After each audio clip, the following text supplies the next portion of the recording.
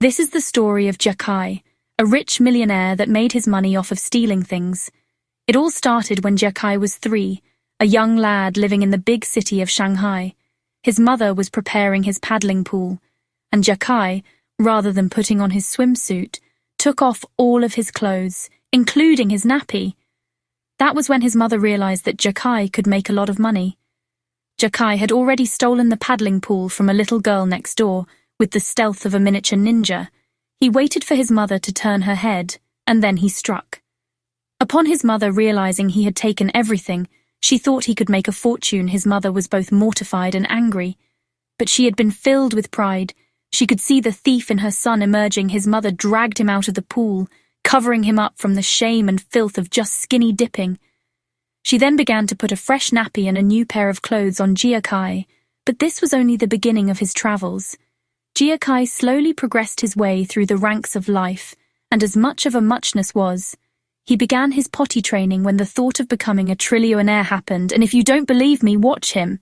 Fast forward a few years, and our little Jiakai was packed off to a posh school in New York City. This wasn't the old Jiakai that was constantly skinny dipping in his paddling pool and having his mother change his nappies constantly. This was a new Jiakai. He found school dreadfully dull, especially MSc class with Miss Candace, who had a voice that could send a pot of coffee to sleep. It was becoming the end of the week, and Jiakai was bored of Miss Candace's boring MSc lessons. Miss Candace was midway talking about the Tudors when Jiakai got the idea of a lifetime. "Miss Candace, can I go to the bathroom, please, Miss Candace, please? Jiakai, there is no use, you'll just get lost again."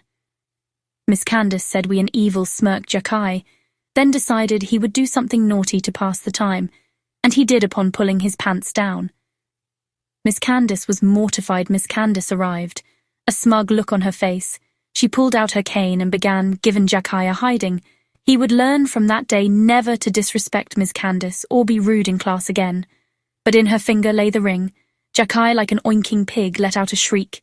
It blinded Miss Candace, and he snagged the ring. He then headed down to his local black market, where a man with a smug look and a suitcase full of $300 trillion lay. Jiakai tossed the ring, and the amazing happened.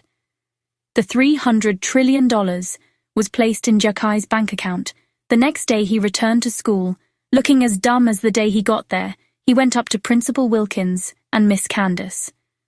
"MSc is boring, and for fools like you, Miss Candace, I could have everything I need." With a bank account chunkier than a rhino's bottom, Jiakai chose Oman and bought a mansion so enormous it had its own postcode. Pure bunch of a load of rubbish. $300 trillion to buy the plot of land and make his own country. What a load of rubbish. And get this, 340 bathrooms. What would a man of a high wealth, low standing want to do with that? He had 1,000 swimming pools, 25000 guards that all were mesmerizing and so unique in their own way. A Swedish attack dog from the mafia used to carry out dangerous missions.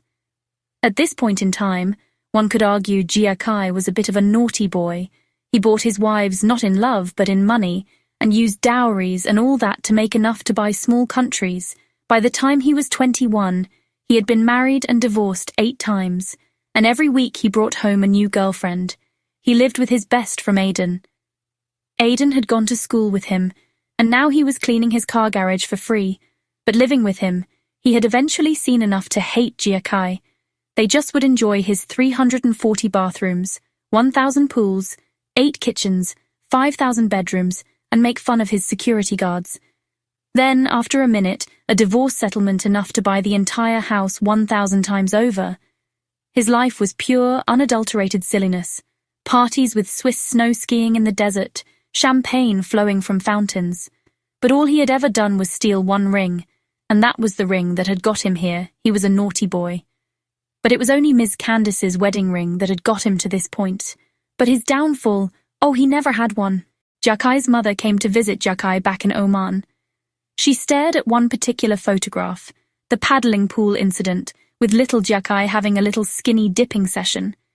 She laughed at Jiakai and laughed, realizing the reason for his wealth. Jiakai had gone from skinny dipping in a small paddling pool, then having his nappy changed by his gracious mother, to a giant mansion with 25000 guards and 340 bathrooms, so ladies and gentlemen.